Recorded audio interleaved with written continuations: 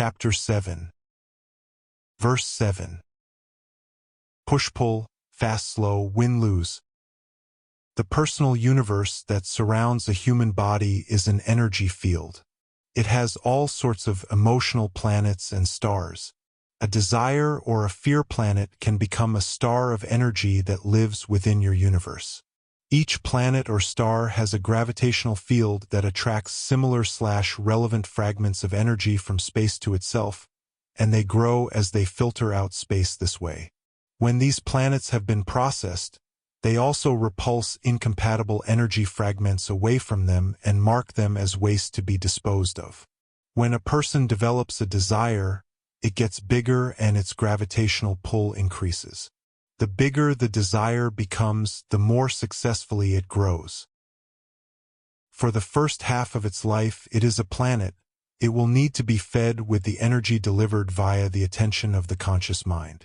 One of the fundamental truths that will help you make sense of your life and tie everything together is this.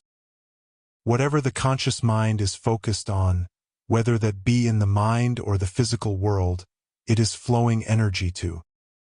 This energetically excites the small planet, and it attracts similar energy fragments from space to itself like electromagnetism. Once the desire planet reaches maturity, it can take care of itself and grow without assistance. It can then attract similar energy by gravitational pull, as it is now dense enough to do so. This parental attention until maturity is a process that repeats itself throughout life, big and small. It is referred to as tipping point. It means something has grown to a point and set a consistent course to a place where inertia takes over. It has enough energy to maintain itself. This is also called critical mass. Desire is the foundation of life. Everything desires to live and fulfill its purpose. Every action taken is pulled by desire or pushed by fear. Fear is simply a desire for something not to happen. If someone fears cancer, then they desire not to ever get cancer. They desire not to be immobilized, hospitalized, traumatized. This fear will push them to alter their diet and living situations, attitudes and habits. If someone fears violence, then they desire to remain injury-free. That fear will influence them to remove themselves from potentially violent situations. It is all about desire. If a living thing truly loses its desire to live, then it will die.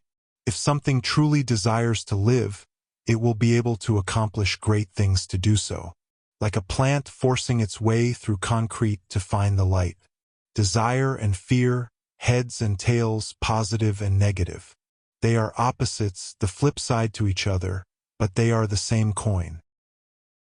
Positive desire spectrum energy always draws things to itself. It is pull energy. It is thick. It flows slowly and smoothly. It negotiates around obstacles. It is sensuous and inviting.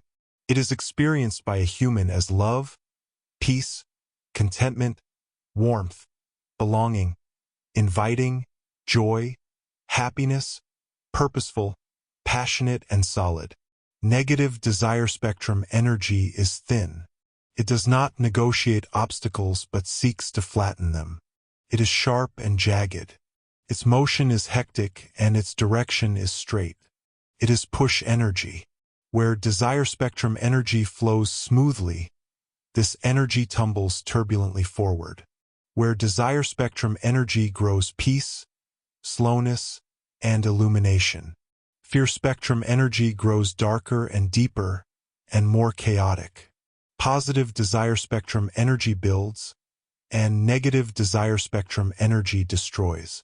It is emotionally experienced as hate, loathing, panic, nastiness, violence, sadness, hurt, bitterness, self-pity, worry, indignation, entitlement, complaining, and the fear of things both real and imagined.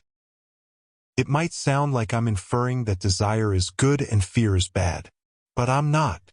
They are both wonderful elements, as when fears are processed properly, They become like moons that orbit and protect the planet of desire.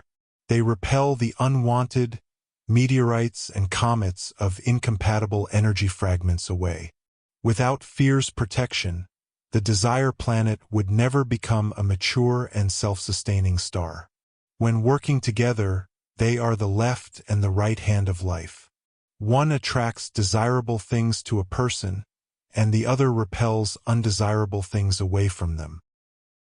When fear is processed properly, it works symbiotically with desire as a type of emotional immunity system. Unfortunately, when it isn't processed, it attacks the desire planet instead of defending it. It sets itself up in opposition and seeks to manifest the fear. Instead of capturing and eliminating a fear fragment, it feeds on it by adding it to itself, and it grows. It wants to fulfill its purpose and manifest itself in a person's physical life.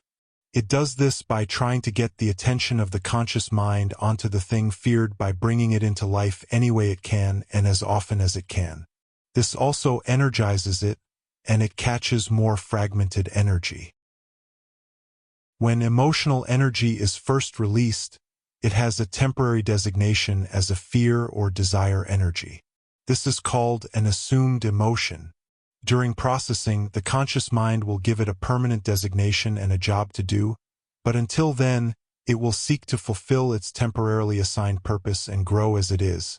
It will happily sabotage a person's life to do that. We will show you how to process desires and fears and get them working together as they should, to give you the life that you want. This is the essence of our message. To help you use desires and fears as the left and right knockout punches that they are designed to be. A cursed life is where all of the person's fears are attracted to them and their desires are repelled away from them. A blessed life is where a person's desires are manifested in their lives, and their fears are repelled away from them. It is the difference between living the joyous life of Riley or living under the tyranny of Murphy's Law. Whether this denial of desire and the manifestation of fears is throughout all of life or just in certain areas, the solution is the same, and we will guide you into the mastery of it.